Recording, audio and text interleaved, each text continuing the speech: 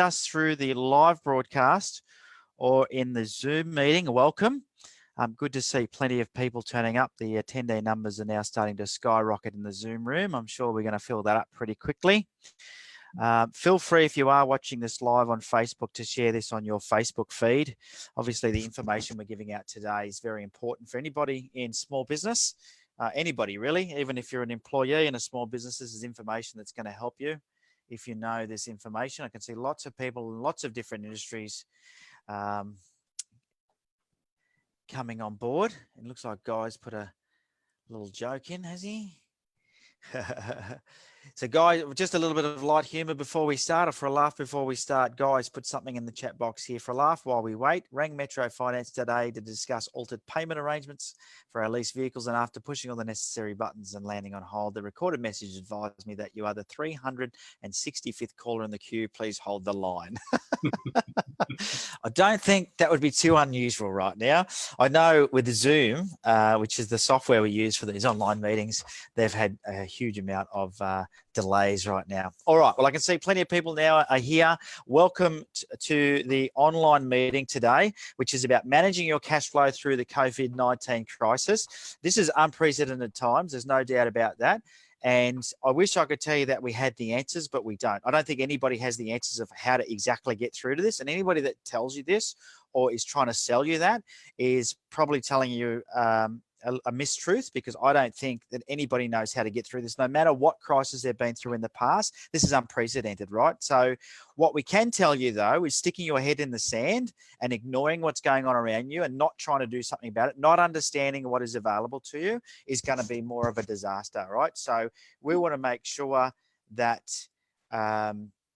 we are working together to help you in the best possible way to get the most you can out of the stimulus package. Now, also, I believe a third stimulus package is going to be announced this afternoon. Not sure at what time, where there's going to be extra things. Maybe, I don't know if you've got any insights in that, Brian, but I've learned that I think up to $1,500 per employee per fortnight is going to be paid to employers. We're not going to have all of that information here today, unfortunately. That is coming, Ben, but we just don't know if it's paid to all employers or just to employers that have people that Yeah. So once we get that information, we may do another one of these webinars or meetings later on in the week to update you with the changes. I'm not sure what Brian's availability is. Anyway, so just to give you a feel for who we are, my name is Ben Futrell, managing partner of Max My Profit. I've been in the business coaching arena for about 20 years and have helped many, many businesses throughout the years through lots of different crises. And my experience is that sometimes, as much as it's hard to do, you've really got to focus on what you can control and not what you can't control. And there's lots of things right now you can't control. And I'm a great believer in staying positive, being very steady, and for you, not just for yourself, but for your team, your suppliers, for your customers, and making sure that no matter what happens, you have a game plan moving forward. And that's what today is about. Myself and my business partner, David, who is sitting here as an attendee somewhere, we have developed a business growth system, and it's been very, very effective. Even in these challenging times, you still need to be planning and thinking about how you're going to grow your business. You may have to change the way you offer your products and services, but that's sort of my background. So I've been building businesses for many, many years.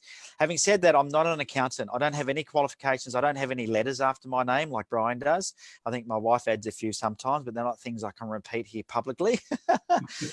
Brian Goodridge is a friend and also a client of ours. He's an amazing accountant who is an expert in the small to medium business space, and you're in really good hands today. I got asked a lot of questions this week about the stimulus and what it meant for your business. And unfortunately, I can only give you what I understand from reading through all the paperwork and updates that they've given us. And I think I've got a good handle on it, but I'll never have the same handle on it as an accountant will. And not just any accountant, but a really good accountant. And so I contacted Brian, and we were really lucky that he was available today. Today, I think, was one of the very few times that he was available, and he's agreed to come on here and help us understand more about the stimulus packages. So thank you, Brian. You're very welcome, Ben. Thank you for everyone for coming and listening to what we have to say. Yeah, fantastic. Now, we've got a few goals today, just so you're clear as what to expect out of today's meeting. First of all is to simplify what the stimulus means for your business, because it is complex, and there's it's hard sometimes to understand what you will or won't get, because they have to put security in place in the way that they do these things. Otherwise, it's very easy for people to take advantage of things like these stimulus packages, and so there's a few different things that require different eligibility, and we're going to make sure we cover that off today. But we're going to simplify it as much as we can to make it so it's plain English. We're also going to empower you with the information that you need to make better decisions. As I said before, sticking your head in the sand and ignoring everything around you is not going to help you right now. What you need to do is you need to really understand what you can do right now so you can make the right decisions. I want you to understand. So I had a client earlier this week, Brian, and I don't know, you've probably had the similar thing. I had a client earlier this week that when I explained how the cash flow assistance was going to work with the pay-as-you-go withholding, they breathed a sigh of release because they realised they were going to get about $80,000 over the next sort of so many months, and up until I think the end of October. And I think that made them realise that from that point, it was going to really be quite handy to them. Until that point, they were thinking their life was coming to an end. So, having the right information can empower you to make better decisions. Have you had that happening this week? People not really understanding what cash they're going to get out of this? Oh, 100%. And that's probably why my voice sounds a bit scratchy, because I've been non-stop on the phone last week and today. Yeah. With people. Yeah. Good stuff. It's been a bit like that, hasn't it? So that's the second thing. And the third thing is also going to teach you how to do a cash flow forecast, because I think right now, one of the things that's super important, it's always important, but right now more important than ever, is that you need to know how to do a cash flow forecast and how to put the things that are in the stimulus package into your cash flow forecast. Now, if you've registered for this event, you would have got a link to download this tool for free. If you haven't found that link, look in your junk folder or in your emails. It was on the thank you page when you registered for the event, but it is also in your email. So you can make sure you download this spreadsheet you can see on your screen right now, and that'll help you with doing your cash flow forecasts and plugging the numbers in as we go through and manage our business through this period of time. I'm also aware right now, someone has just told me that there's a live broadcast from the Prime Minister right now. Just ignore Scott Morrison for now. I know that's going to be hard to do, but this is probably more relevant for you right now. You can catch up on that later. They will record it, they will summarize it, and we'll give it to you in plain English. How's that? So on the 22nd of March, which was about a week ago now, it's hard to believe it was only a week ago, the government announced a second set of economic responses. The first set was not enough. There was no doubt about that. And I'm sure right now he's announcing a third step, which we'll get all over very shortly. But it's $189 billion in total. There's 8 areas of stimulus that have been announced, and we're going to go through each area and explain to you what that is and how you need to access it. Some of these things you need to do by application, and some of them will happen automatically by just doing your normal business activity statements, okay, and getting on with your normal business life. So it's really important to understand that some of this you will need to apply for, and Brian will let you know exactly what they are. So the first one we're going to cover off is the SME Loan Guarantee Scheme. Now, this is available for businesses with a turnover of less than $50 million, and this is good for you in some instances, but it's also, if you can help, you don't want to be going into debt if you can help it. But of course, if you need to get cash flow through this, it's a smart thing to do. So I'll throw it over to Brian to explain a little bit about what it means and how you get access to it. Yeah, so as it says on the screen there, the minimum loan, the maximum loan size at this point is $250,000 per borrower. The loans are issued with a maximum term of 3 years, and the initial period of 6 months as a loan holiday, a repayment holiday, so don't need to make payments on that. There will still be interest accrued on the loans during that period. And importantly, the loans aren't secured. So if your house is highly geared and you've got no other assets, that won't matter. We don't need to worry about finding any sort of security for those loans. Now, the loans still will be assessed, so the banks will still assess your business on its creditworthiness. Having said that, the government's guaranteeing 50% of that, and they've also given the banks an exemption from the responsible lending obligations. So you might remember a few short months ago, the banks all got hit over the head with the Hayne Royal Commission. The government's basically said, forget about that. As long as you're happy with taking on these loans, then take on as many as you can. So this is a really good opportunity to get cash flow in order to be able to see out in the next 6 or however many months it's going to take.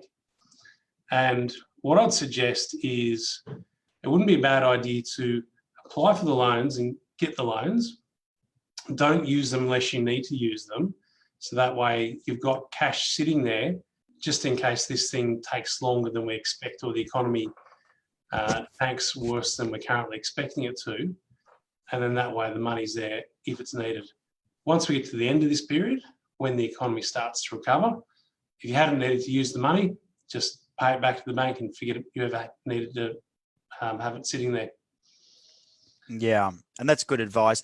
From my understanding too, they're really encouraging lenders to make this a line of credit that you only get charged interest on if you draw down on it. So the idea would be go to your bank, get the largest line of credit you can, but just let it sit there. Don't go out and buy flash cars with it or be silly with it, which, Exactly. or go on holidays with it as much as you might feel like you want one once this is all over. Really just use it as a capital cash flow for your business through this period to replace the cash flow you normally would have got from sales. And as those new sales come back in, you want to then repay that loan down. Because it was going to be a maximum of 3 years as well with a 6-month repayment holiday. So you've got 2.5 years to pay it back. That's right. And also keep in mind that the banks won't deal with brokers on this, so you need to go directly to the bank. Yeah. Now, I believe that exemption to the responsible lending criteria was only for existing customers of the bank. So you do need to go to the bank that you currently bank with for that to happen. Is that right? Yes, that's right. Yeah, great stuff. All right, I've got some questions coming through too. We'll do my best to get through the questions. If you do have questions, ask them in that question box. Gurneet asks, are we going to have any info for sole traders? Yes, we are. So hang in there, buddy. We will definitely have some info for you as we go through this. Fantastic. All right, so that sort of gives you a bit of a rundown on the loans. So can anybody get these loans, any business? Yeah, any business, as long as you sort of meet the credit terms that the banks have set out. So every bank will probably have slightly different terms they're looking at when they're assessing your business. But as long as they're happy with what they see, you'll be able to get it. And they have said they want to get them processed quicker than normal loans are. But at the moment, last Friday I went across the ANZ across the road, and the young guy there had no idea about it. So I think there's still a bit of a delay with information sort of coming through the banks. Mm-hmm. So I'm expecting maybe between Wednesday and Friday this week, they should be able to start talking to people about getting these loans in place. Yeah, okay. So what I did see, though, on Friday was I saw the banks were starting to roll out the marketing for it. So they're getting ready for it, definitely. We do have a question that are the bank loans only for businesses or also for personal? I think they're only for business at this stage. Yes, they're only for business, but they've also come out with other measures where they're offering landlords other loan holidays for 6 months for residential and commercial properties. So there's other things the bank has there, and it'd be worthwhile contacting banks. So if you've got a credit card or a personal loan or anything else that's in place and you're having trouble paying it off, it's worthwhile talking to the bank about it to see what they can do for you. The other thing I believe is if you have an existing loan with a bank, this also applies to existing loans to get the 6-month repayment holiday if it's a business loan, and you can also get an extension on that loan with the same criteria. Yeah, exactly. Yeah, okay. And so I'm just getting asked to confirm the government's guaranteeing 50% and the loan is unsecured. That is correct. That's yes. Right. Brian, yes, there will be a recording. So Brian's asked, will there be a recording of this webinar? Yes, there will be. I've pressed record, doesn't always work. If you want to share it, the best way to share this, by the way, is to go to the Max My Profit Facebook page. We are live streaming there right now. The live event will be left on the Facebook page for you to watch later as a recording, and you'll be able to share it from there. Okay. So will they need anything to secure the balance of the 50%? No, it is unsecured. So the banks are going to be doing this lending unsecured, which means you do not need to put any security up. They're just going to look at your financials and obviously look at your business proposition moving forward to make sure that it's a good one. But having the government guarantee half of it lowers the risk for the bank, which should increase their confidence in lending you the money. That's the whole idea of this. All righty. So that's the bank loans. Let's move on. So temporary relief for the distress. So one of the things that a lot of people are worried about is if they don't pay their current creditors, so the current bills, maybe it could be your lease with your landlord if you're in a commercial property. Maybe you've got equipment leases on the equipment that you use within your business. It could be vehicle leases, and maybe you've just got a business loan, or maybe you've just got bills, right, from suppliers, etc. So this change in the stimulus package has been brought in to help you and stop the possibility of getting, you know, I suppose getting action taken against you. So, Brian, do you want to give us a bit of a rundown on this? Yeah, so the government's amended the Corporations Act so that for the next 6 months, the director's duty to prevent insolvent trading in a company has been suspended. So what that means is that as a business owner, you can incur debts in order to get yourself through this period of time and essentially be trading insolvent, but not be personally liable for those debts later on. And the other part on this that the government's done, they've increased the threshold for a statutory demand from $2,000 to $20,000. So that means that if you owe one of your creditors money, the amount that they can chase you for through the courts to get your business wound up has to be $20,000 or above now. Now that's been changed for the next 6 months. Yeah, and along with that, they've also changed the time frame you have in order to respond to a creditor's statutory demand. So ordinarily, if a creditor sent you a statutory demand, you'd have 21 days to respond. Otherwise, the court would essentially appoint a liquidator to wind your business up. Now you've got a period of 6 months in order to respond. So you've got essentially some breathing space to get the business affairs in order. Hopefully this situation will resolve itself within 6 months so we can go back to profitable trading and then start paying our debts down. Now, it's really important to note with this that this isn't a green light to go crazy and just rack up all sorts of debts in the company and then wind it up and feel that you're not going to have any creditors personally chasing you as a director. There are other provisions in the Corporations Act that where if you're being reckless or you're recklessly incurring debts in the business that the business has no hope of paying back, they can still come after you as a director. All this is that in the ordinary course of the business, we're incurring the ordinary expenses we need to incur for the business to survive. And if that's what we're doing and the business goes under later on, we'll be safe as directors from getting pursued personally by our creditors. Yeah. And the other thing, for those of you that may not understand the languaging in there or the jargon, a statutory demand is something like it's what's called something like a statement of liquidated claim, for example. So it's where they've actually gone to the courts and filed a claim against you. Okay, so it's not a demand letter that they've sent out from their own accounts department. It's actually something that's been filed with the courts. Yeah, that's right. And yeah, usually there's a process behind that, and it'll probably take them a couple of months to get to that point anyway. Yeah, so but what it means is though, if you are worried, because one of the things I know for some people, Brian, is they go home overnight and they can't sleep because they're worried about who's going to be chasing them tomorrow. Well, the reality is right now you've sort of got some insulation from that. Doesn't mean you're going to be immune to it, but it means that it's going to be 6 months before anything can happen. So it just gives you time to get back on top of things. And I guess the government's done that because some people in these, when we get into these scenarios of things like this crisis, can be quite erratic in their behaviour, and we've seen that in the supermarkets. We may see it in the business world as well. So this is just protecting you as a business owner, as a director. It also means that during this period of time, you can't be considered reckless as a director, as trading insolvent as easily. But like Brian said, it's not a green light to go crazy because you still will be held liable as a director somewhere down the track. That's for sure. Yeah, just keep in mind that people that you owe money to will still chase you and you'll get phone calls and emails and whatever else from them. This is when the package from the court turns up with the Supreme Court stamp on the front of it. You don't need to hit the panic button at that point because you've got plenty of time to deal with it. I would suggest, and I'm sure Brian would agree with this, is the best course of action if you owe somebody money and you're struggling to pay it is to have a conversation with them.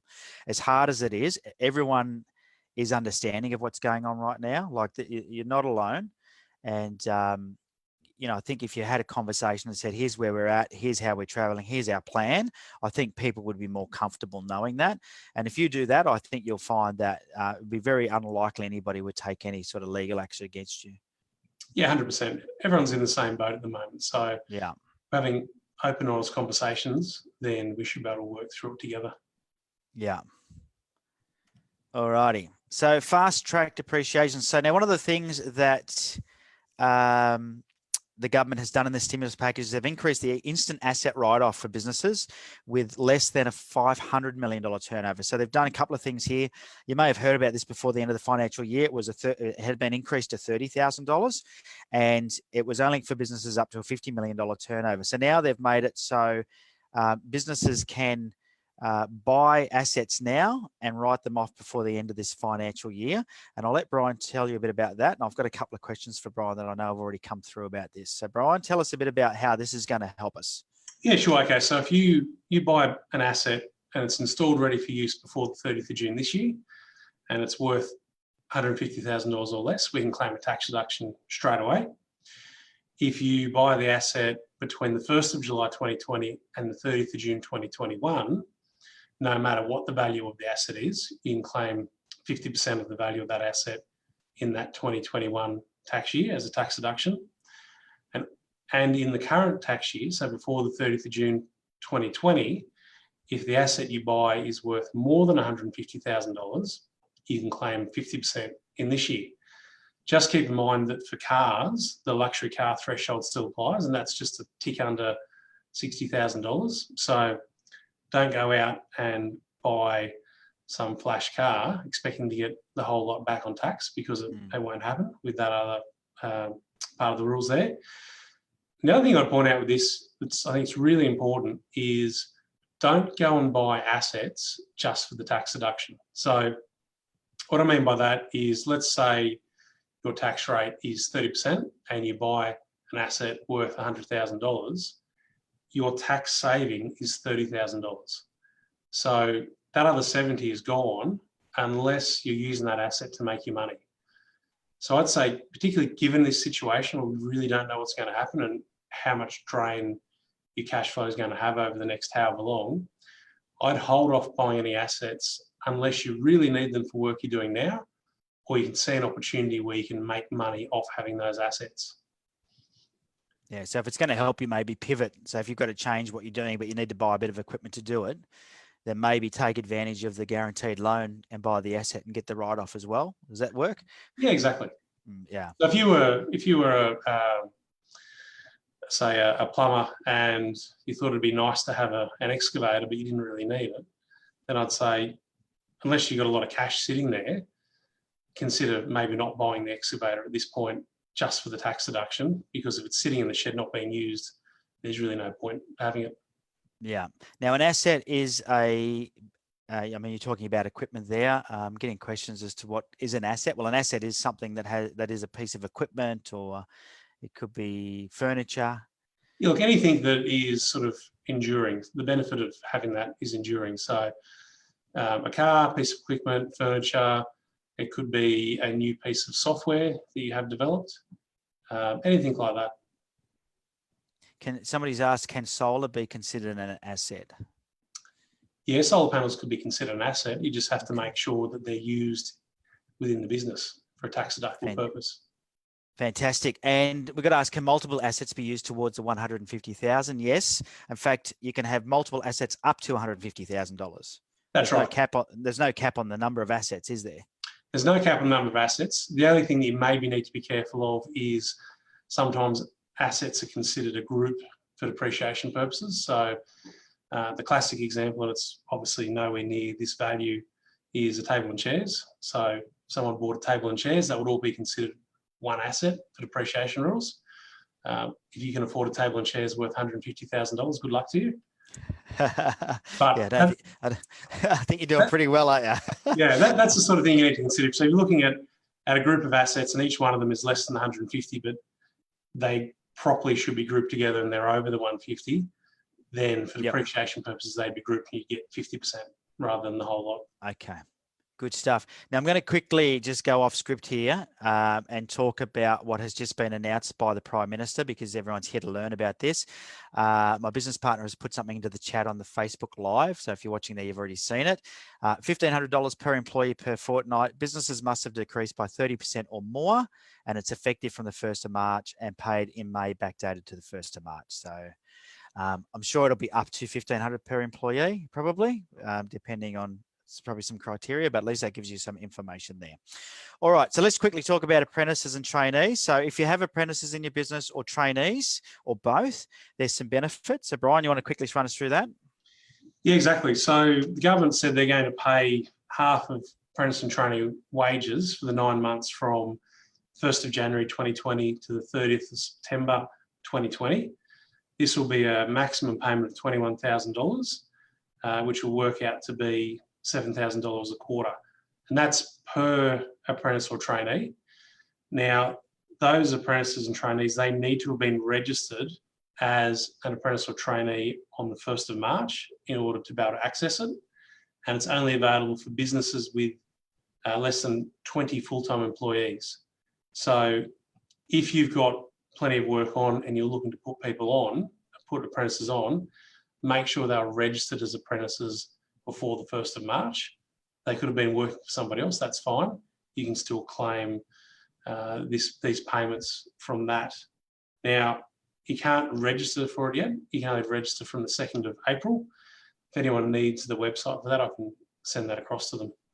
Okay, great. So that one's pretty straightforward. And it's up to, so it's 50% of their salary, isn't it? So if they're earning less than 14,000 per quarter, they'll only get 50% of that. Yeah, exactly. And if they're earning more, they won't get the extra. Yeah. And also keep in mind that if they leave your employment during that period, you'll get up to the point when they left, and then their new employer will get it from then on. Okay, awesome. Sole traders. Here's the thing I think some of us have been waiting for, been asking questions about this. So they are making some changes for sole traders. I still am not sure if they're going to make more. It seems to be very geared towards employees, which doesn't surprise me. It's trying to keep employees in jobs. But Brian will give you a bit of a rundown on what is available for you as a sole trader. Yeah, so essentially if you're a sole trader or a contractor or self-employed, anything like that, or a casual worker that's not an employee, if you're in the situation now where your income's gone, you can apply for the job seeker payment and the youth allowance job seeker payment, and you'll also get the coronavirus supplement, which is $550 a fortnight, to go with those other payments. So combined, they work out to roughly $1,068 a fortnight that you'll be able to get. Part of this, they've reduced the means testing, so it'll be easier to get these payments depending on how many assets you've got. And normally there's a 1 week waiting period to get these payments, but they're waiving that waiting period. Now, keep in mind, anybody who is accessing any sort of employer entitlements, so annual leave or sick leave, anything like that, or if they're getting income protection insurance payments, they won't be able to get these government payments. And when you're applying for it, you need to sign a declaration to say that you're not getting those payments. Yeah, okay. So if you're getting other payments, you probably will not be eligible. Yes. But it's probably a good time, if you're getting those other payments, look at which one is going to give you the most and consider if these government payments are going to give you more than the other payments you're getting. Consider talking to your employer or insurer about not getting those payments so we can maximise the amount of benefit you're getting at this time. Yeah. All right. Good stuff. Now that leads me to the next thing, which is superannuation relief, because I believe sole traders have also got access to this as do other people as well. Can you tell us a bit about this and what are the pros and cons of tapping into your superannuation before your retirement age? Yeah, exactly. So I'm not a financial planner, not a licensed financial planner. I can't give advice on whether you should or shouldn't do it. But from a practical point of view, I think this should be considered to be a sort of last resort option. And that's because the typical super fund is invested pretty heavily in the stock market, and that's come down about 40% over the last sort of month and a half, 2 months. So the $10,000 you're drawing out now would have been a lot more a couple of months ago. So we're drawing out a larger portion of our super balance now. And depending on your age, that $10,000 or $20,000 could be $60,000 or $80,000 when you retire, which would have quite a big impact on your retirement. So for those reasons, I think this should be a worst case scenario, last option thing that you do. But having said that, if you need the money, you need the money. So don't hesitate to make the application to do it. So the way it works is that in this current financial year, up to the 30th of June 2020, eligible individuals can draw out up to $10,000. And then in the next financial year, so up to 30th of June 2021, if you're eligible, you can draw out another $10,000.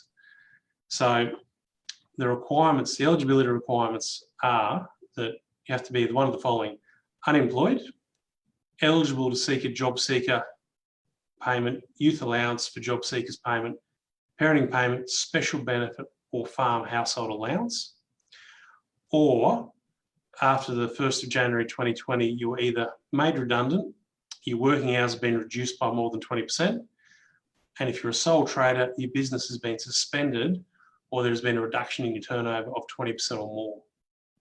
So they're the eligibility requirements to be able to draw down your super under these provisions. Also, if you're in a position where you're currently drawing on a pension, you'll be aware that there are minimum amounts you need to draw out every year. Those minimum amounts have been halved, so it will reduce the impact of the market crash on your superannuation balance overall. And this won't affect Centrelink or Veteran Affairs payments either. Yeah, okay. All right, good. And if you missed anything, I've got a couple of people saying they missed something. This is getting recorded. We'll send you out a link to the recording once it's done. But the quickest way to get and go back and watch something you missed is to jump onto the Max My Profit Facebook page. We're currently streaming there live, and it will stay on there as a recorded video once the live is over. Okay, so you'll be able to go back there and watch it and get all the information that you've missed as we keep going through. Now, the ATO has also decided to assist businesses as well through different ways, deferring payments, varying PAYG instalments and remitting interest. So can you let us know a bit about that, Brian? Yeah, look, I suppose, first of all, most business owners probably don't believe the ATO wants to help them, but they're saying they do.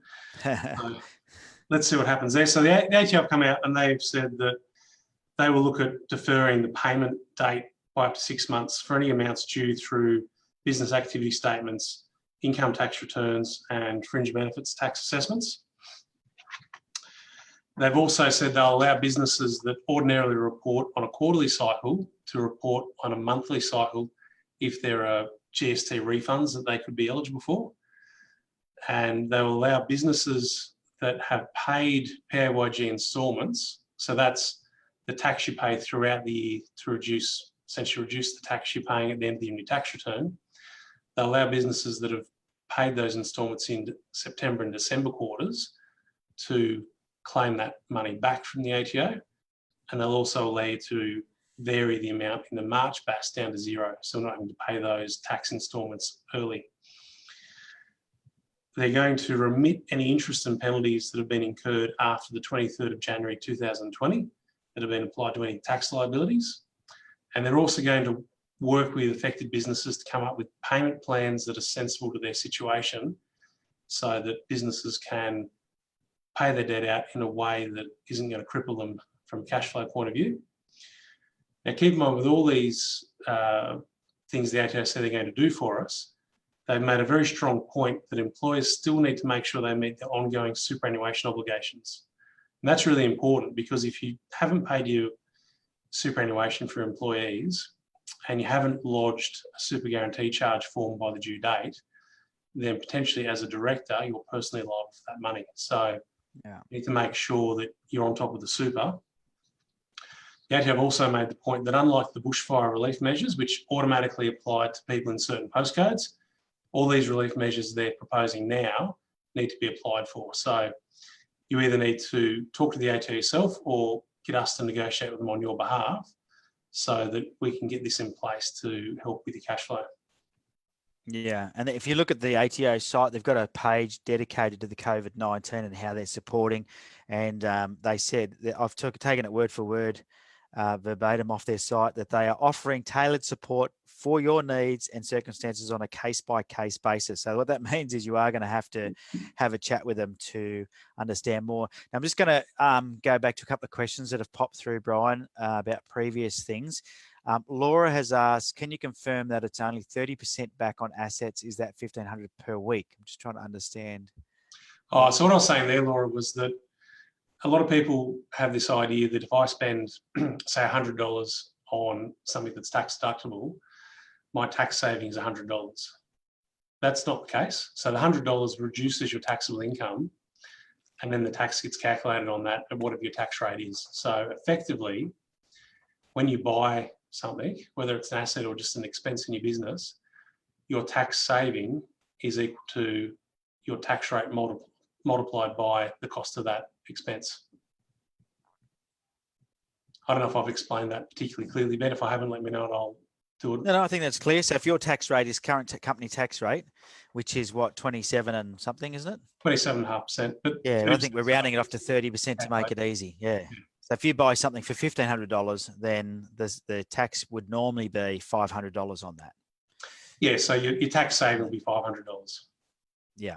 So you're not saving the full amount. You also, I mean, that's the thing, is there's also a borrowing cost if you're using borrowed money to do it as well. So there's a few things to consider if you're buying assets.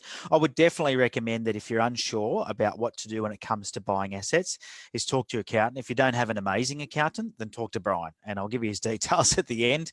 Or I gave them at the beginning there at the recording with the LinkedIn, but we will make sure you can get in contact with Brian after this to answer your questions more, because everyone's going to have a unique situation, aren't they, Brian, where every business is going to be different. Everyone's situation is going to be different. 100%. Yeah. Can we claim September and December's installments? Do we have to pay it back? If we claim September and December's installments, do we have to pay it back? I'm not sure what that means. Do you know what that means, Brian? Yeah, so if you claim the refund for the September and December PAYG installments, you don't need to pay it back, except if your business makes a profit, taxable profit for this year. Once you lodge a tax return, you have to pay whatever tax is payable at that point, or enter into an arrangement with the ATO. So, okay. Yes, you kind of have to pay it back if you have to pay tax, but if you don't have to pay tax, no, you don't have to pay it back. Yeah. Jack has asked, can we talk about or point to the conditions and requirements for the 550 sole trader unemployed benefits? So that'll be in the job start. Is that through, I think if you go to treasury.gov.au, there's a whole resource page dedicated to this stimulus. With that payment, if you're in a position where you qualify for it, just jump onto the Centrelink website and you can apply for it online, and they'll have all the information you need to get there about if you're eligible for it and what information you need in order to be able to apply. So as a sole trader, you've almost got to look at yourself as an employee that's lost their job. Pretty much, yeah. Yeah. So go to the Centrelink website and you should be able, you can do it all online now. They don't want you queuing up there, obviously because of the social distancing rules, but also the workload it puts on them there. Another good question here is the PAYG installment for business only for individuals is only, or is it for businesses only or individuals to example trust beneficiaries? If you've got the PAYG installment that you've got to pay every quarter because you're getting a trust distribution and you know that distribution is not going to come, then you can get it back. So the ATO has been a little bit tricky with what they've said, because there's always been the ability in later quarters to change it and get a refund for PAYG installments, but it does make them look good to announce it. So yeah, George, you'll be able to get that back on the next installment. Good stuff. And Laura, she's clarifying the $1,500 a week. She's referring to the government paying up to $1,500 a week for your employees. We haven't got all the info through on that yet, Laura. It's actually $1,500, up to $1,500 per employee per fortnight, and it's just been released. We'll get that information, and I'll try and do a video on that tomorrow if I can, to help you understand a bit more about that. All right, let's moving along now. Boosting cash flow. Now, this is the big one, I think, for people that have employees. And this is for businesses that have a turnover less than $50 million. And this is going to be automatic when you do your normal lodgements with PAYG and withholding tax. So maybe Brian can explain a bit about how this works. Yeah, so they've set this up in a bit of a tricky way, but essentially, if you employ people, even if you don't have to withhold tax, you'll get a minimum payment of $10,000 this year and a minimum payment of $10,000 next year. So how will they know if you employ people but don't withhold tax? Because you'll be lodging your PYG summaries at the end of June. Probably also paying super on some of them, and they see that. Yep. They see that through their system they've got. So they've split the payments into two sections, and the idea of that is they want you to continue your business ongoing. So half of the payment is in the current financial year and half the payment is in the next financial year. So as I said, the minimum payment is $10,000 this year, $10,000 next year. The maximum is $50,000 this year and $50,000 next year. That's financial year, by the way. Yeah, so sorry, 30th of June. Accountants talk in financial year. The rest of the population use Christmas as a gauge, Brian, just so you know. Well, it's no good. We get 2 New Year's Eve parties every year. So I love it. So the way it works, and it is a little bit convoluted, but if you're a quarterly lodger, when you lodge your March BAS, you'll get essentially a credit on your BAS equal to whatever tax withholding there is on the wages reported in that BAS. Then in the June BAS, you lodge your BAS, you'll get a credit equal to the PYG withholding that's been declared in the BAS up to that $50,000 limit. And then you'll also get another credit equal to half of the credits you received for the March and June BASs. When you lodge your September BAS, you'll get a further credit equal to half of the credits received in the March and June BASs. So essentially 4 payments, but 2 done at about the same time when you lodge the June BAS. If you're a monthly lodger, when you lodge the March BAS, you'll get 3 times whatever the PYG withholding is in the March BAS. So for most of you, that'll mean that you'll probably get a refund coming back to you because that'll be more than what the GST payable is. And then April, May, June, you'll get a credit equal to the tax withholding in those lodgements, again up to that $50,000 cap. In the June BAS, you'll get a quarter of what you claimed March, April, May, June, and that quarter will be received again in July, August and September. Okay. So question coming through, if you have a current ATO debt, that credit, will they apply that to the current debt or will they still refund it? I expect they're going to apply it to the current debt. Yeah, I would agree with that. Absolutely. That's typically what they would do. Any other questions about that? This is probably the most beneficial. So Karen has asked, we are an association, does it apply to us? If you're paying employees, yes, it will.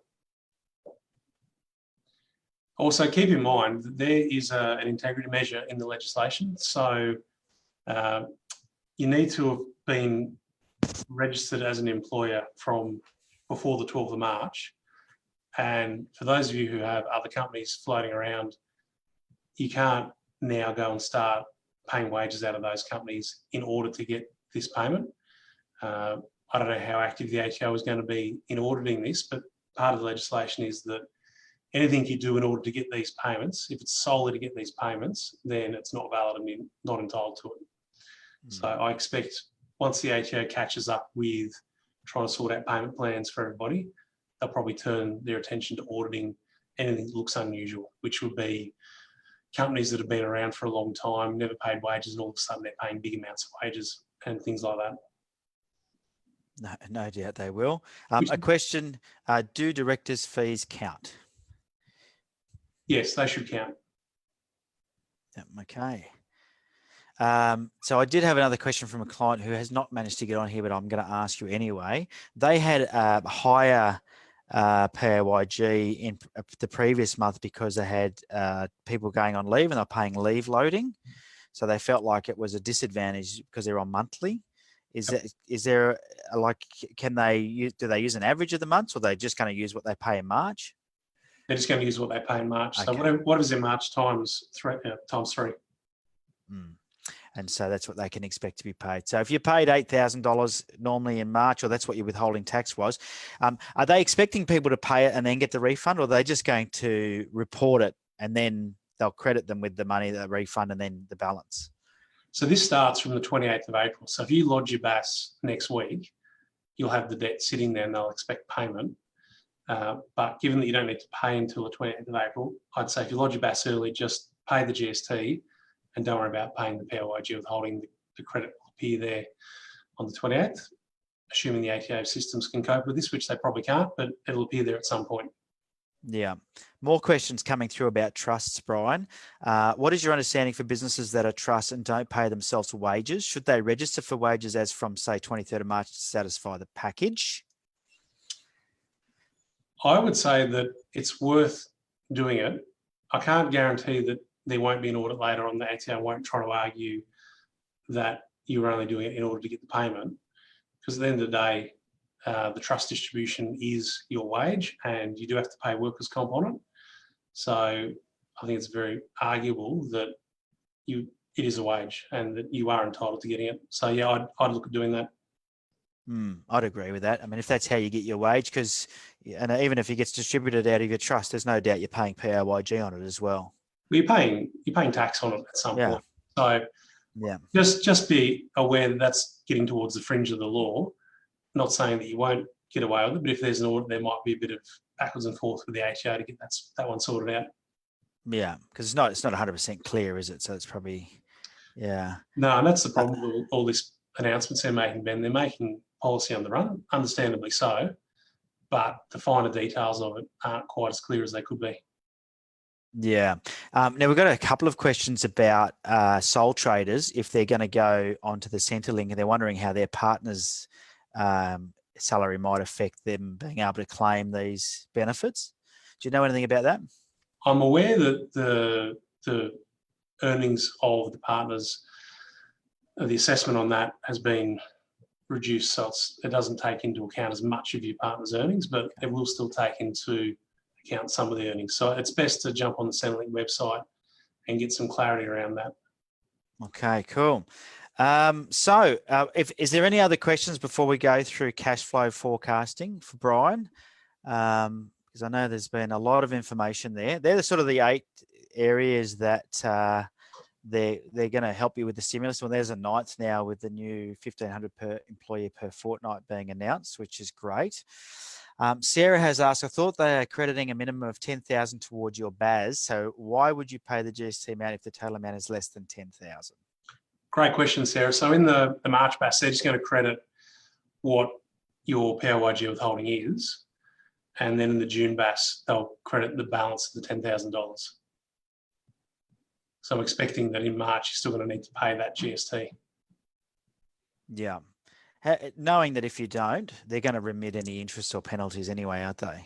Yeah, exactly. So I probably just wouldn't bother.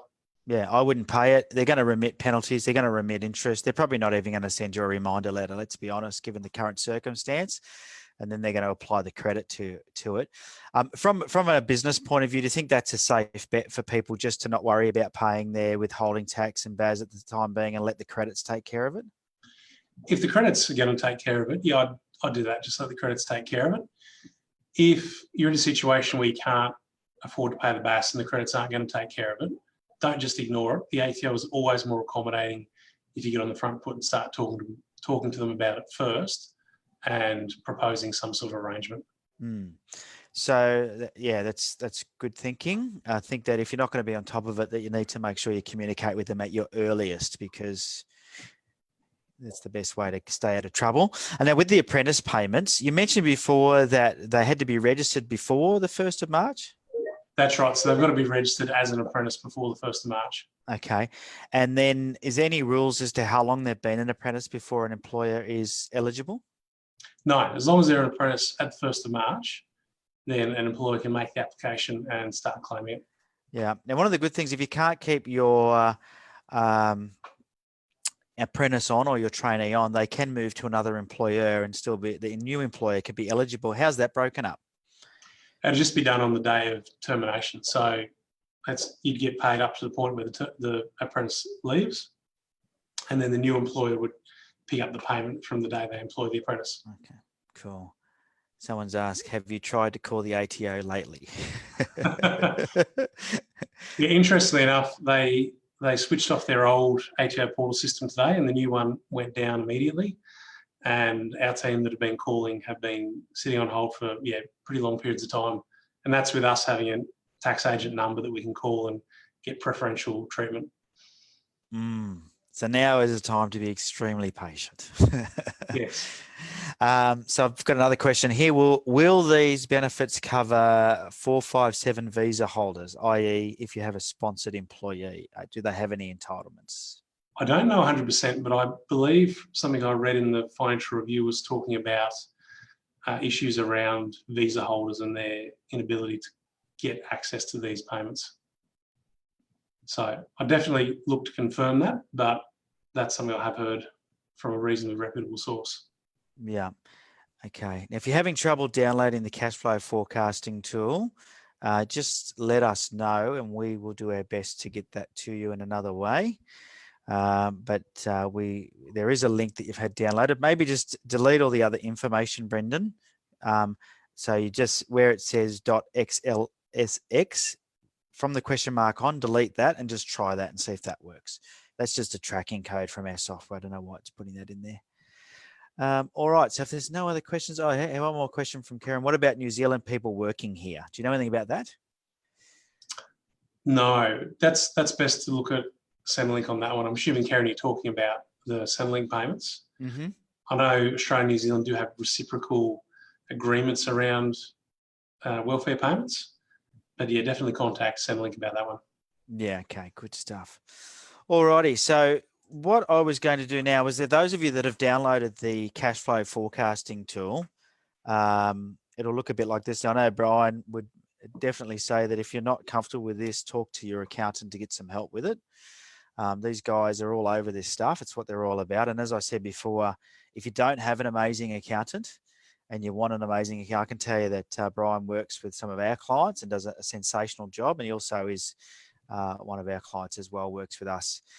So very, very progressive accountant, SME expert. And that's what you want from your accountant. You want an accountant that understands business, not just personal tax. And Brian, how long have you been an accountant for, mate? A long time. You only look like you're 19. Such young, soft skin you've got. But you can't see all the grey hair in this picture, but probably about 17 or 18 years.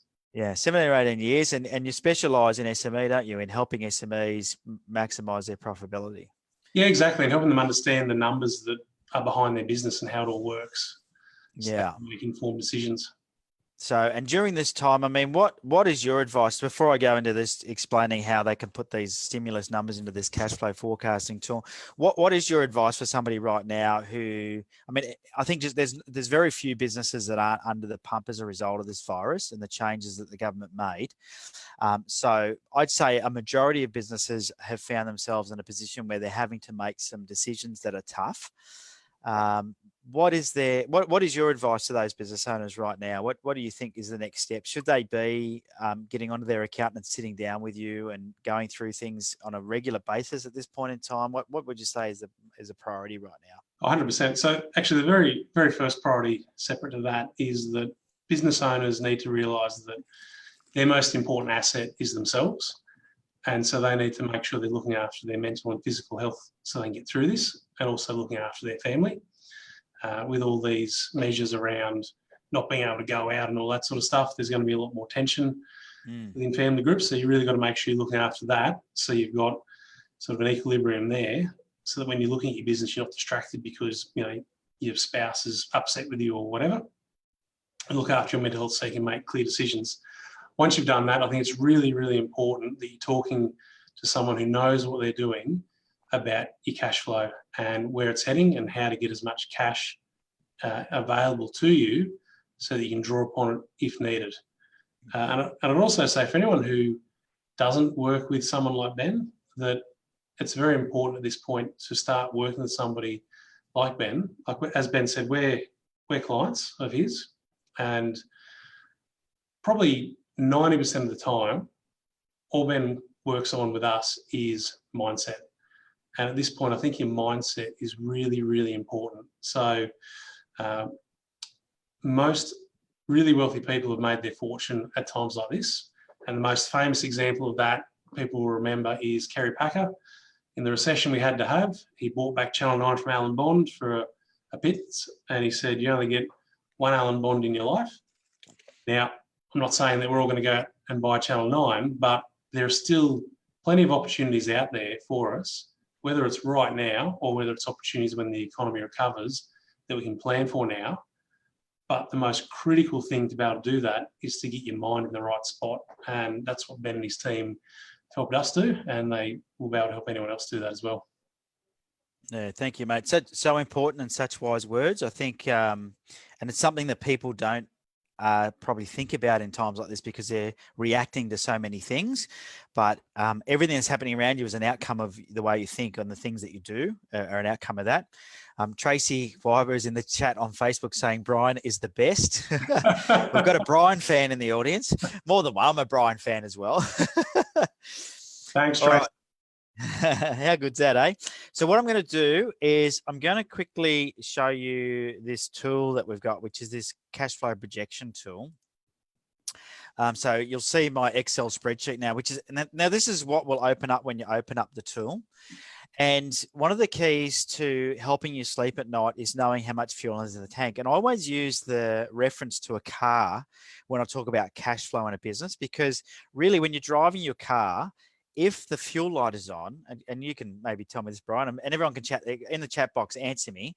Do you feel anxiety when the fuel light is on? Yes or no? Yeah, you do. Yeah. I like to run the car. I like to run the car as far down as possible, just to see how far I can go. But one day it's going to go badly for me.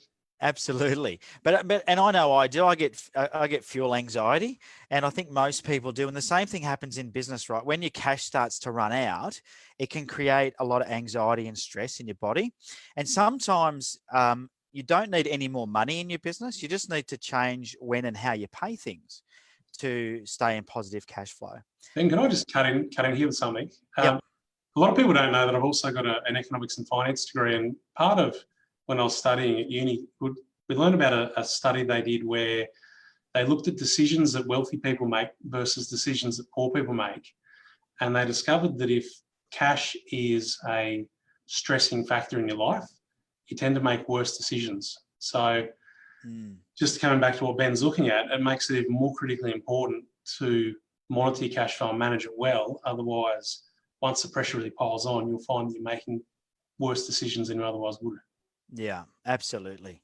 So, and I think that's so important to understand, is just know that when you're in control of things like this, you can make better decisions. Now, this is a tool that we give all our clients when they start with us. And it's one of the first things we do is make sure they've got a cash flow forecast and a budget, understand the numbers. But this tool in particular is one that I know helps a lot of clients get comfortable with what the next 90 days look like. And if you can just focus on the next 90 days, I don't think right now is the time to focus on your 10-year plan. I think it is about working on the next 90 days, and then you can work on the next 90 days. And this allows you to do that. And it's interesting that Karen said she starts to freak out at a quarter of a tank. Yeah, well, that's okay. That's normal. Like everyone's going to have their different level of comfort when it comes to cash flow or fuel in the tank. And this will help you really understand. So if you look at the example that I've put up here, I've just opened this up. The only thing I've done is you see these light blue squares. So you can sort of see at B2 where it's got the date. You should be able to see my cursor above it. You put the date in there. So the first week ending date. So I've put the 30th of March in, which is today, or the week starting date. Okay. And then what it does is it automatically, so all these white cells automatically change. So for example, if I was to put the 23rd of March in here, so just put that in there now, you'll see that it automatically changes all the dates for me. Okay, so nice and easy to use. So we're just going to put the 30th of March in there, which is today. Your opening bank balance, that's the amount of money that's in the bank right now. So let's say you had $12,798 in there. That's what you would enter.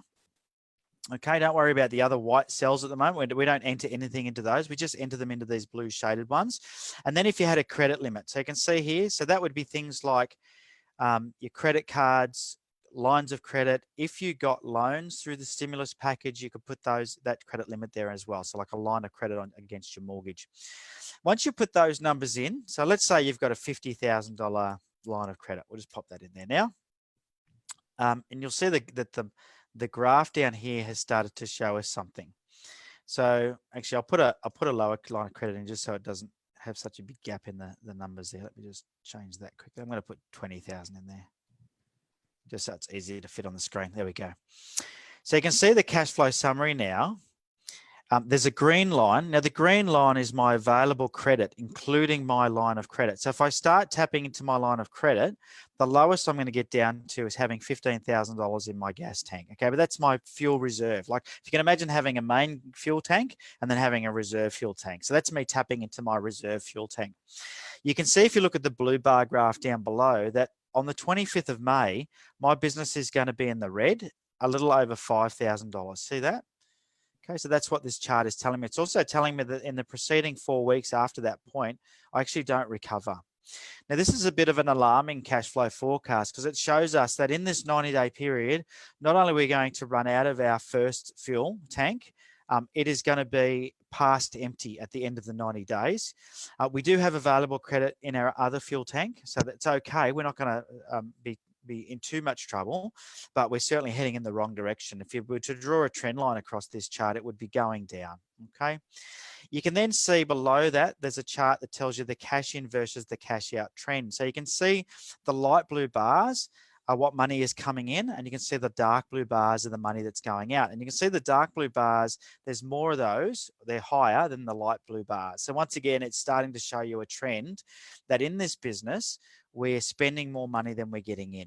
And that's probably reality. Wouldn't you agree, Brian, right now for a lot of businesses? Yeah, it is. Most businesses. Yeah, that's where you're going to be heading into. Well, now you've sort of learnt a bit about what's available through the stimulus. You can now start to enter some of that into your forecast. Now, this is a forecast that I've pre-populated. Now, these are all our debtors. These are the bills that are due and payable to us in cash in. And you know, you'd put the client's name in there. So it could be maybe one of your clients is ABC Plumbing, for example.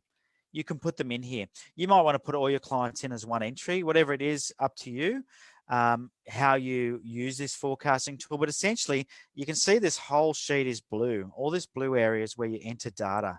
So if I have a client which is ABC Plumbing, and I know that they pay me $900 every 2 weeks, I can put that in here. Okay, see, I'm just entering the data in manually.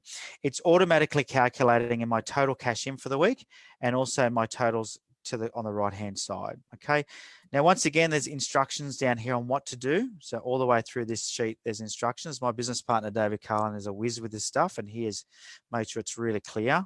And then over here, you still have that cash flow summary graph, so you can sort of see what's going on. Okay, so that's your cash flow in. Now with the stimulus, see that I've put in here the PAYG stimulus as a column there. So Brian was saying we're going to get our first stimulus payment at the end of April. So let's say your monthly withholding was $8,000 in March. That means that at the 28th of April, you're going to receive 3 times that, which is $24,000.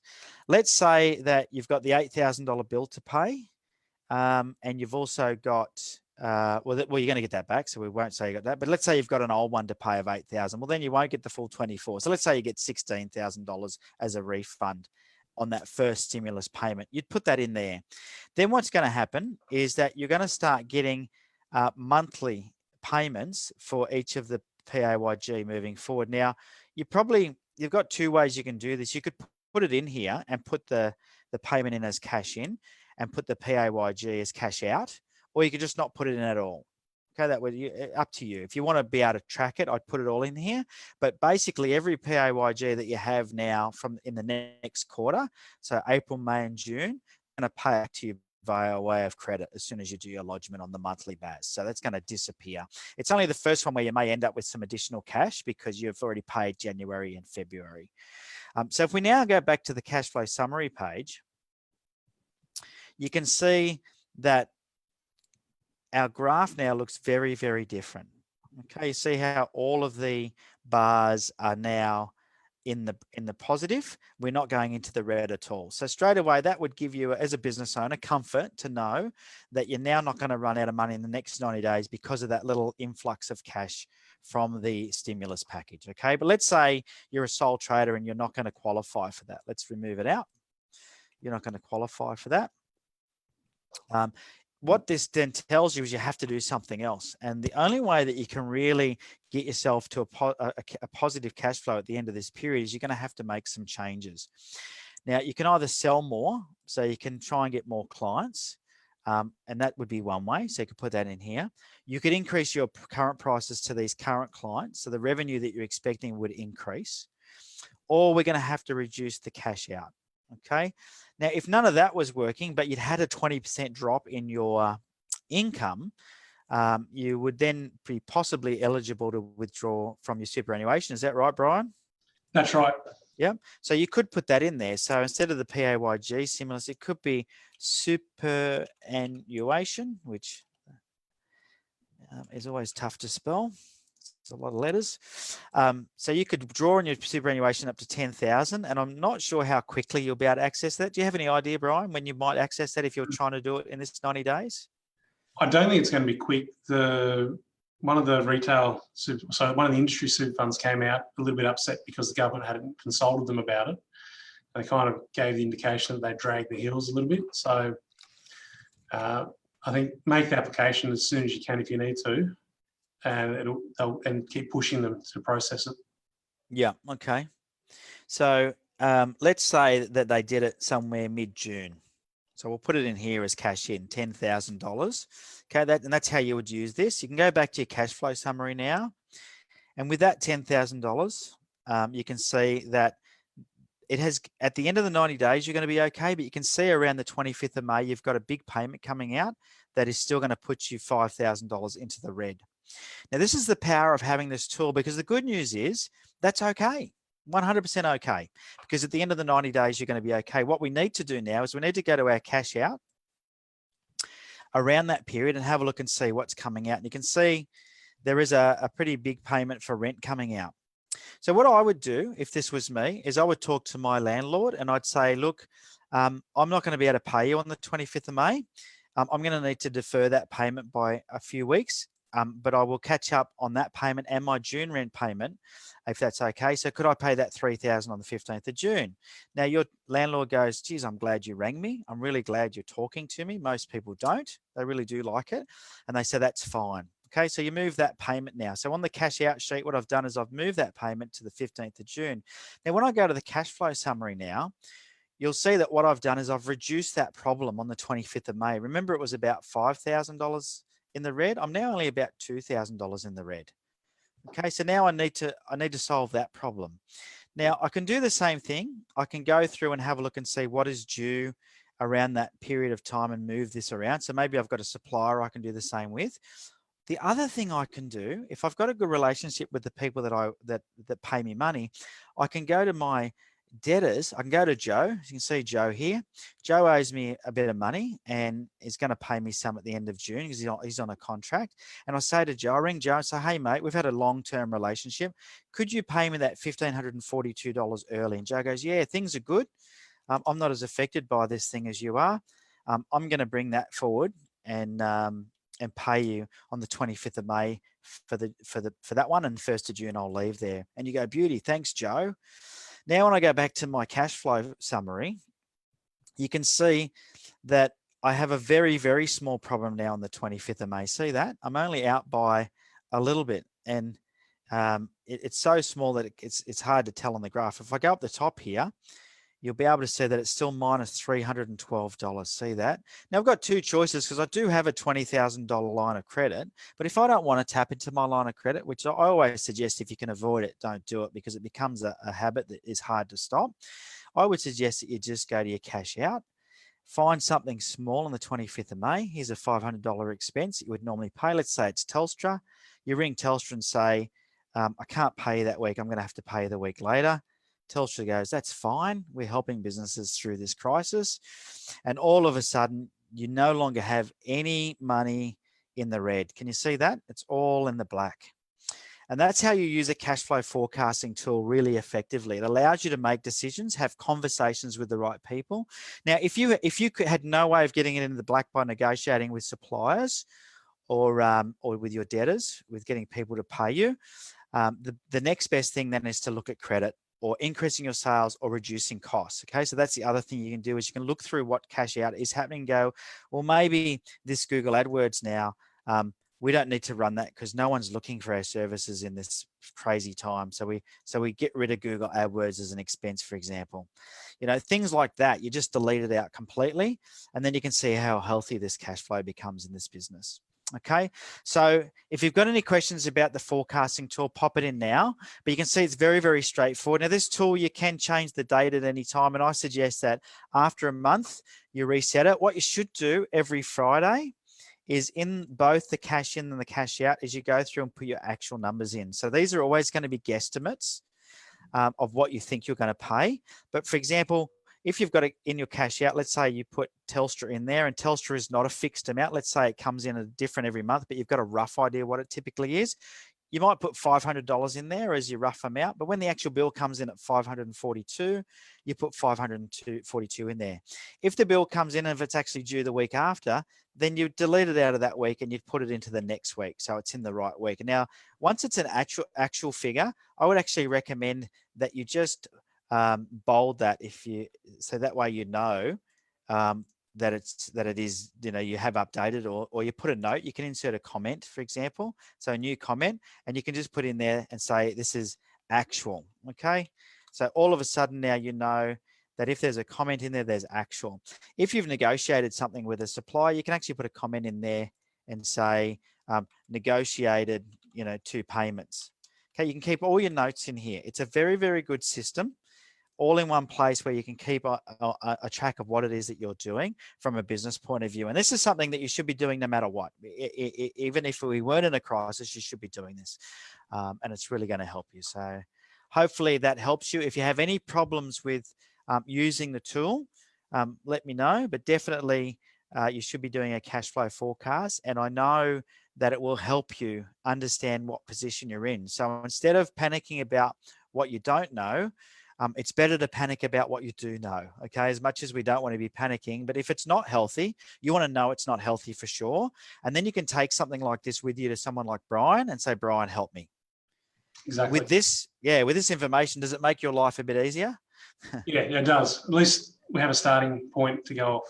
Yeah, absolutely. Yeah. All righty.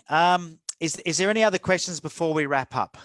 Because I will just go back to the other screen quickly.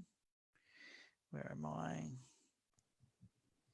Where did I leave it? Here we go. So if you have any other questions before we wrap up, then feel free to quickly ask them. Excellent information. Thank you. You're welcome. If you're a sole trader with a part-time employee, well, you still should benefit from the stimulus package, definitely. Yeah, exactly. You should still get your $10,000 this year, and if you continue your business with your employee, your $10,000 in the next financial year. And that's a minimum 10,000, no matter. As long as you're an eligible employer, you'll get that. Yeah, you'll get the 10,000, Jason. So you'll get that. Do you know when they're paying that? Are they paying that at the end of April? So they're going to start at the end of April. From the way I've read the plan, they'll pay the PRYG withholding amount at the end of April for the March BAS, and then whatever the balance is, they'll pay it with the June BAS. Okay, cool. Karen has asked about rent relief. Are you talking for commercial or personal? I do know with the rent, the banks have come out and said that they'll give commercial landlords a 6-month loan holiday as long as they don't evict any tenants that have been affected by the virus situation. Cool. G'day, Adam. Adam has asked, if you employ subcontractors, does that count as an employee? No, I don't think it does, because you're not withholding tax on their payments. Yeah. Brian Nilsson says, superb stuff, Ben and Brian, very helpful. You're welcome. Very welcome. Now, what we'll do, we're going to email you after this. Hopefully you don't mind us doing that. We won't spam you with anything. We're just going to send you an email. I'll get Brian to send it out from his team because he's got the better information in regards to your personal tax situation and financial situation. They'll email you out the opportunity to have a 15-minute chat with Brian. I know Brian's super busy, and can I just say that I'm grateful, mate, to have you here today. I know that you've got a lot on. So you're very welcome. Thanks, Ben. Thank you for that. And for anybody on this right now, if you're looking for somebody, I can say with complete conviction and confidence that you're in great hands if you talk to Brian. I've been in the coaching space and in the business space for 20 years, and it's very rare. And I'm probably going to offend some accountants here, but it's very rare I find an accountant that is progressive, that has the foresight to think the way that Brian does and to help his clients in the way he does to make their business function better, not just through something like this, but at all times. So I can tell you now, you're in amazing hands, and you would be crazy not to book the 15-minute call. It's a free call. So no matter what your situation is, take the opportunity to have a chat with him. When you see the email, jump on it, because I know the times are going to go very, very, very quickly. Exactly. So we'll talk about this stuff in more detail, specifically for your business, and then we'll let you know what other ways we can assist you during this time to get through it. Yeah. So we'll take two more questions before we wrap up, because I'm mindful of time. Nicholas has asked, the $10,000 payment, does that go to the employer or broken up to employees? Now, so that $10,000 straight to the employer to help offset the employer's cost. Yeah. So what they do, if you think about this stimulus package, what they're trying to do is they want you as an employer of any type to keep people in jobs, because the stress of people on welfare is greater than the stress of the stimulus package. That's the whole idea behind it. So they've done their numbers, their number crunches, and they've gone, it is cheaper for us to give some money away to employers than it is to have everybody on welfare. And that's really the crux of this whole thing. So when you think about the logic behind it, that's why they've done it the way they've done it. And same with the lending, right? They've gone, if we can keep capital in businesses so they can continue to pay wages, then that's the best thing to do. So all of these things are done very geared towards people that employ people. So if you're even if you don't employ anybody in the last quarter, if you start employing people, I'm pretty sure you'll be eligible for the same credits. Is that right, Brian? If you were to employ a new employee because you were growing your business? I think so. Yeah, if you can show that you've actually are paying wages because you're paying wages, not because you're trying to manipulate the system, then you should be eligible to get these payments. Yeah. Yeah. Great. Kerry, can we email you later about our courier freight portal company? Sure. This webinar is so helpful. Thanks so much to both of you. More power to you both. Thank you, Lauren. Thank you for turning up, hey? I think both myself and Brian are very passionate about you guys. And when we spoke about doing this, there wasn't even a hesitation in us, of either of us saying, let's do this. Let's give some time to this. And it's both. I can say, I know Brian's busy, I'm busy. Carving out time to do this has not been easy, but we knew it was super important, and we are just grateful that we're able to help. Yeah, exactly. Final question from Sharon. Is there anything about lease payments on machinery? There's not at this point, but I'd be talking to the lease company, finance company, about whether they can give you a holiday on the payments, or if there's anything else they can do for you. Because at the end of the day, the government is really pressuring all the financial institutions to not put businesses out of business. So they'll come to the party if it's something they can come to the party with. Yeah. All right. Fantastic. So lots and lots to take in today. And I know it's pretty challenging times, but I want to leave you with this, and that is that the best thing you can do right now is look after yourself. And I think Brian said that earlier. A saying that I love from a fellow called Jim Rohn, or E. James Rohn, unfortunately passed away many years ago now, one of my favorite entrepreneurs and mentors. Although I never met him, he mentored me in my early business days. And he said, you look after you for me, and I'll look after me for you. And I think right now it's so important that we all stay steady through this. The one thing I can guarantee is that this will end. It will end, and we will return to some normality. What no one can tell you right now is how long. That's the challenge.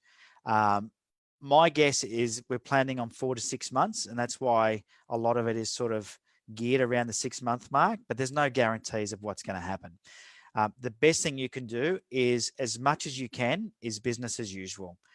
There's no point in trying to, or there's no point in curling up in the corner and being ignorant to what's going on around you. There's no point in just pulling into your shell and not getting on with things. You've still got to operate your business. You've still got to fly your flag. You've still got to get out there and just do the best that you possibly can. It's limiting circumstances, but everybody is in the same boat. So everyone understands, right? So if you're having trouble paying your debtors, your creditors, or your debtors aren't paying you, we're all in the same boat, right? So it's just a matter of keeping the communication open. The other thing is, I know for some of you, this was probably your first online event. Get used to this. This is the way it's going to be for the next many months. And I think it's a good opportunity for those of you that aren't comfortable with technology to get really comfortable with technology, because it works really, really well. For me and Brian here today, we've had over 100 people live. And God knows how many are going to be watching it afterwards, but it's a great way for you to be able to get your business message out there and help the people that you need to help right now. So be comfortable learning about this technology as well. Anyway, I'm going to leave you with that note. You look after you for me, and I'm going to look after me for you. We will be in touch. You know how to find us. Please feel free to continue to ask questions on the Facebook page on the live. It's facebook.com/maxmyprofit. You'll find the live there. I'm sure Brian and myself will monitor all the questions over the coming days. Look out for an email from Brian. He's Brian at goodridgeadvisory.com. Is that right? Or Brian Goodridge at? Brian at goodridgeadvisory.com.au. Yep, there you go. So look out for that email and connect with us on LinkedIn as well if you want to. You can send us messages that way. But whatever help you need, no question is a dumb question. Just ask us. We're here to help you. All right. Thanks again, Brian, for coming. Good night, everybody. Cheers. See you guys.